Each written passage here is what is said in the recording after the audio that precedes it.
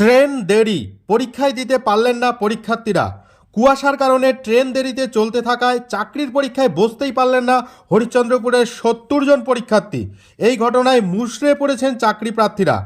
আজ রাজ্য জুড়ে ছিল মাদ্রাসা সার্ভিস কমিশনের প্রাথমিক শিক্ষক নিয়োগের টেট পরীক্ষা।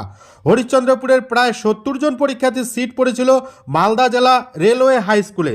এদিন তাদের রাধিকাপুর হাওড়া ডাউন কুলিক এক্সপ্রেস ধরে মালদা যাওয়ার কথা ছিল, কিন্তু কুয়াশার কারণে হরিশ্চন্দ্রপুর স্টেশনে ট্রেন 1 ঘন্টা দেরিতে পৌঁছায়। আর এই কারণে ওই পরীক্ষার্থীদের রেলওয়ে হাই স্কুলে পরীক্ষা কেন্দ্রে পৌঁছাতে সামান্য দেরি হয়ে যায়। তাদের অসুবিধার কথা না শুনেই পরীক্ষার হলে ঢুকতে বাধা দেন কর্তৃপক্ষ। বাধ্য হয়ে পরীক্ষার্থীরা স্কুলের গেটে বসে বিক্ষোভ দেখান, কিন্তু তাতেও কাজ হয়নি। এমনকি তাদের সমস্যার সমাধান করতে শিক্ষা দপ্তরের কোনো আধিকারিক আসেননি বলে অভিযোগ। পরীক্ষার্থীদের দাবি, ট্রেন লেট করার কারণে পরীক্ষার হলে সামান্য দেরিতে পৌঁছেছিলেন তারা। মাত্র 5 মিনিট দেরিতে পৌঁছানোর কারণে সেন্টার ইনচার্জ পরীক্ষার হলে ঢুকতেই দেননি। সে কারণে তারা পরীক্ষাই দিতে পারেননি। দেখুন বিস্তারিত। আমরা হরিশ্চন্দ্রপুর থেকে কুলিকে এখানে মালদা রেলওয়ে স্টেশন আমাদের পরীক্ষা ছিল আজকে প্রাইমারি, তার জন্য এখানে এসেছি। তো আমরা কুলিকে খগেন মুর্মু করা হয়েছিল এমপিকে, তো তিনি বলেছিলেন আশ্বাস দিয়েছিলেন যে না, সাথে সাথে ঠিক টাইমে উপস্থিত হয়ে যাবে গাড়ি কুলি।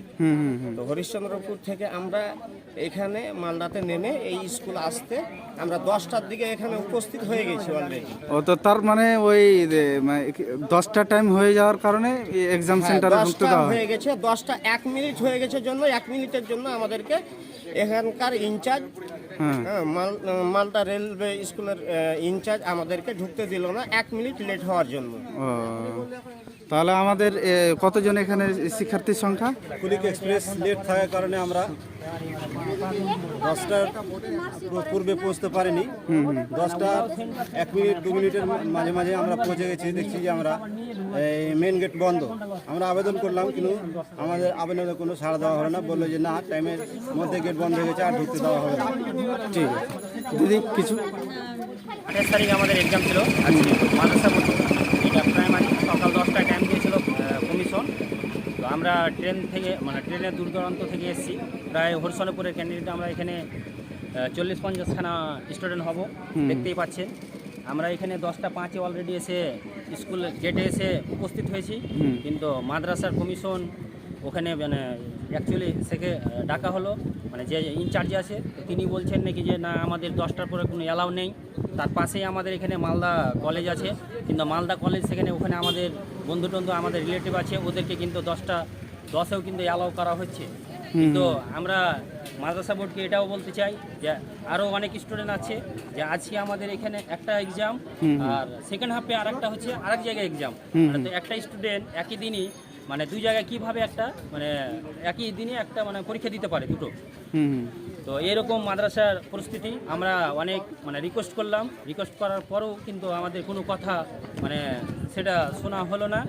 আর আমাদের পরীক্ষা গেটে প্রবেশ করতে দেওয়া হলো না। সেটা আমাদের টাইমটা খুব একটা ওভার হয়নি, দিতে পারতো।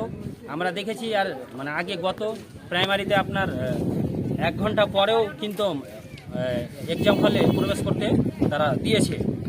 এখন কি চাইছেন? এখন কি চাইছেন? এখন আমরা চাইছি যে মাদ্রাসা এরকম কমিশন, আমরা তো ভাবতে পারি না যে কিভাবে কি করছে, কিন্তু এটা আমরা একই দিন আর এত কম শটে এক্সাম নিচ্ছে। আর আমরা এত দূর দূরান্ত থেকে এসে পরীক্ষা দেওয়ার জন্য এসেও যে 5 মিনিটের কারণে আমাদেরকে এক্সামে ঢুকতে দিচ্ছে না। তো সেটা আমরা কি বলবো, যে মাদ্রাসা তারা সেটা ভাবুক, বা আমাদের পরীক্ষার ব্যবস্থা করলে এটা হতো ভালো হতো। যেটা বলছিলাম, আমরা প্রায় এখানে 30 থেকে 40 জন শিক্ষার্থী আর কি আমরা পরীক্ষার জন্য এসেছিলাম। আমরা আপিল করেছিলাম, তবুও যেটা আমাদের খবর আসলো যে আমরাকে ঢুকতে দিল না। এখান থেকে প্রায় 10 মিনিটের রাস্তা মালদা কলেজ, সেখানকার টিচার আর কি ওখানকার সুপার ঢুকিয়েছে। তো এখান থেকে আমরা ঢোকার জন্য আবেদন এখনও করে রেখেছি, দেখা যাক কি আসছে। ঠিক আছে।